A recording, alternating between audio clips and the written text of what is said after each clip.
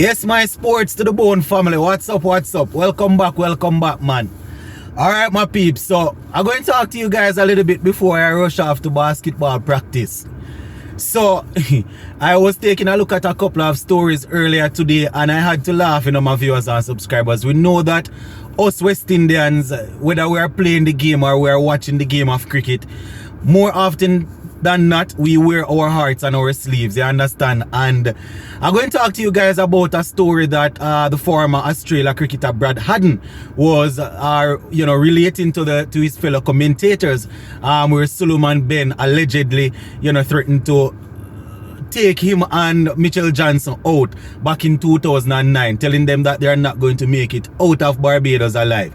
We're going to talk about that, plus we see where Brian Charles Lara, he was actually doing a master class, and I see a couple of people typing and asking if Lara is going to be the next head coach, because they would have seen Lara doing some commentary work. They see him doing some coaching at the franchise level. So we're going to talk about that, and we're going to talk about a couple of famous incidents where West Indians would have gone head to head with other players from other teams. So just make sure you watch the video until the end, and if you have not yet subscribed, please go ahead and subscribe.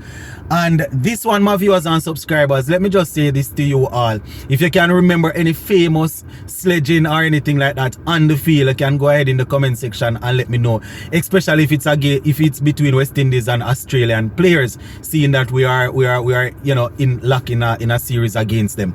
So the former Australian wicketkeeper Brad Haddin, who is now a commentator, he was actually relating to his commentators a story that took place back in 2009-10. Not funny by any stretch of the imagination, if it's true, especially he was telling them about Sulieman Benn and how he allegedly told them Brad Haddin and Mitchell Johnson that they were not going to leave out of Barbados alive, that he was going to STAB them, you understand? He was going to use a knife, whatever, and poke them. And I tell my peeps, we all know, for those who have been watching cricket for a while, and we know that Sulieman Benn is a man that don't take any talk from anybody, it seems, on the field. I don't know the man personally, and this is, I say allegedly, because I don't know if the guy is adding things on. I can remember in 2009-10 in that series, I remember Sulieman Benn getting suspended, but I had no idea that it was for that. You understand? And based on what Brad Haddin was saying in commentary, Sulieman Benn, he was suspended for a couple of games, I think, and Brad Haddin lost 25% of his match fee. Now the incident, based on what I can recall, is I think Sulieman Benn had bowled and he was trying to complete feeling of his own bowling, and he took the ball and was attempting to throw the ball at the batsman who was actually in his crease, and I think it was Brad Haddin who pointed his bat at him, you understand? And Sulieman Benn didn't take it too kindly, based on what he's saying. You notice I keep on saying based on what he's saying, based on what Brad Haddin is saying. We haven't heard anything from Sulieman Benn, and I know the people, some of the guys that are fans of Sulieman Benn will be saying that it's a lie and all of that, but I'm just sharing a story that was shared in the commentary box. And that is what he's saying, that after the whole pointing and all of that, the next step is that the 6'5" giant told him that they are not going to make it out alive. They're not going to make it out of Barbados alive.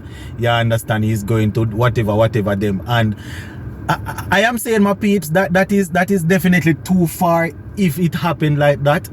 If that happened, it's definitely too far, my viewers and subscribers. I personally wouldn't want to be playing cricket, especially in somebody else's country, and they are saying these sort of things, because I would be worried worse if I know that they have a tendency to people from that part of the world tends to participate in a lot of violence. I wouldn't be too happy about that. So that is the story, my peeps, that was shared. We don't know if Sulieman Benn will come out and say anything, but Brad Haddin said that he was happy to give up 25% of his match fee, because he and his teammates, they stand together, and anything they are supporting each other. As I said, there are usually two sides to a story: your side, my side, and sometimes even three sides: your side, my side, and the truth. So I can remember Sulieman Benn being suspended though back then. I did know that it was, you know, you was telling people about, allegedly telling people about them not making it out of Barbados alive. That is probably a stretch too far when it comes on to sledging and bantering and all of that. So talking about sledging, I can remember a couple of incidents. You know, I can remember the Marlon Samuels versus the Ben Stokes that got ugly outside of the cricket field. People even start telling people about their wife and telling people give them 7 minutes with them wife and they would turn them in Jamaica and all sort of things. The same batting manual, his little spot with Shane Warne. We also had Kemar Roach in the earlier part of his career going up against Ricky Ponting. You know, couple words were thrown back and forth, but it was nothing too serious. You understand?